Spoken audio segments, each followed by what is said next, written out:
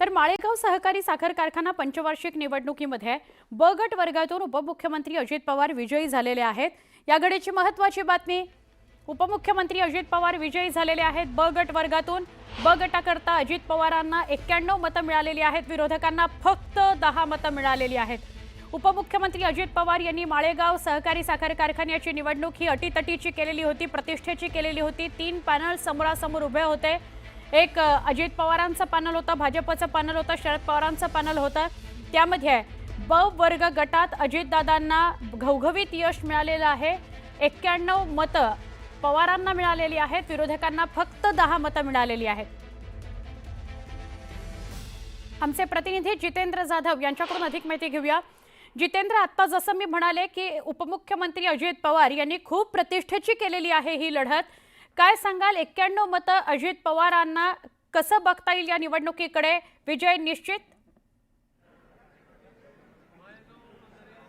सुवर्णा, अगदी खरं आपण बघितलं की संपूर्ण राज्याचे हे लक्ष लागले ते या माळेगावच्या निवडीकडे, कारण का प्रथमच अजित पवार यांनी ब वर्ग गटामधून उमेदवारी दाखल केली होती आणि आपण बघितलंय की ब वर्ग गटामधून अजित पवार हे विजयी झालेले आहेत। माळेगाव कारखान्याच्या निवडणुकीकरता जी अ वर्ग गट आहे, अ वर्ग गटामधून साधारणतः 17,500 मतदान झालेलं आहे। त्या मतदान प्रक्रिया मोजण्याची सुरू आहे।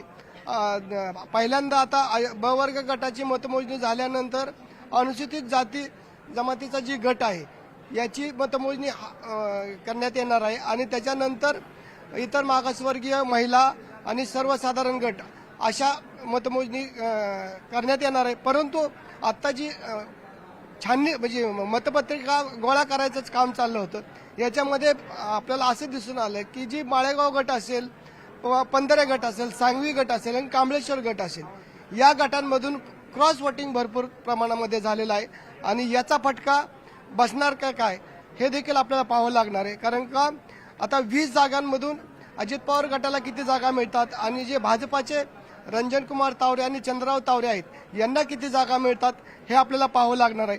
साधारणतः 1 किंवा 1.5च्या दरम्यान पहिला निकाल हाती येण्याची शक्यता आहे आणि रात्री मध्यरात्रीपर्यंत ही निवडणूक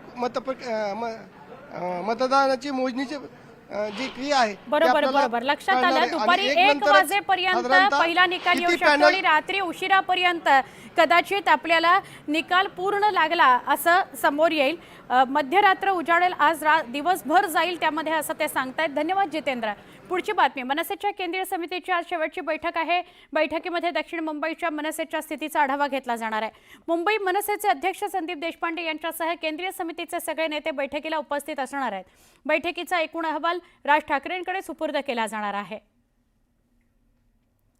दक्षिण मुंबईचा आढावा घेतला जाणार आहे। मनसे ॲक्शन मोडवर आलेली आहे। गेले काही दिवस आपण बघतोय सातत्यानं वेगवेगळ्या बैठका सुरू आहेत, वेगवेगळ्या पदांच्या नेत्यांच्या बैठका सुरू आहेत आणि त्याचा आढावा घेऊन तो अहवाल मनसेच्या नेत्यांकडे पाठवला जातोय।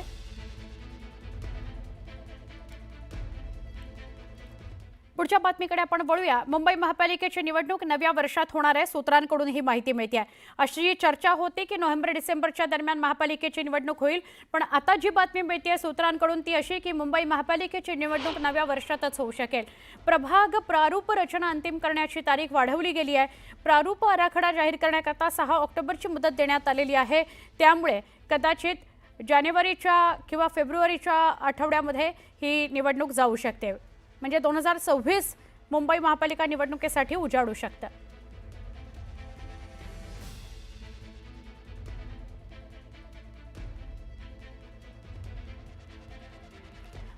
मुंबई महापालिकेच्या निवडणुकीसंदर्भातली बातमी आता आपण बघत होतो। आता मुख्यमंत्री देवेंद्र फडणवीस यांनी मंत्रिमंडळातील 7 मंत्र्यांच्या ओएसडी आणि पीए यांच्या नियुक्तीला परवानगी नाकारलेली आहे। याविषयीची महत्त्वाची बातमी, मुख्यमंत्री देवेंद्र फडणवीस म्हणजे मुख्यमंत्रीच खरं तर ओएसडी आणि यांची नियुक्ती करत असतात, तर 7 मंत्र्यांच्या ओएसडी आणि पीए यांच्या नियुक्तीला परवानगी मुख्यमंत्र्यांनी नाकारल्याची माहिती मिळते आहे। मुख्यमंत्री कार्यालयातून संबंधित अधिकाऱ्यांना मूळ विभागात रुजू व्हा अशा सूचना दिल्या गेलेल्या आहेत। या नोटिसांमध्ये सचिवांवर बेकायदेशीर पद्धतीने काम करत असल्याचा ठपका ठेवत तात्काळ मूळ विभागात हजर होण्याच्या सूचना दिल्या गेल्या आहेत। नोटीस आल्यामुळे मंत्र्यांची पळापळ सुरू झाली आणि शिवसेनेचे नाराज मंत्री उपमुख्यमंत्री एकनाथ शिंदे आणि मुख्यमंत्री देवेंद्र फडणवीस यांच्या बंगल्याच्या चक्रा मारतायत। भाजपच्या मंत्र्यांनाही जवळचा खासगी सचिव हवा आहे, पण देवेंद्र फडणवीसांच्या पुढे भाजप मंत्र्यांची बोलती बंद झाल्याची माहिती सूत्रांनी दिली आहे।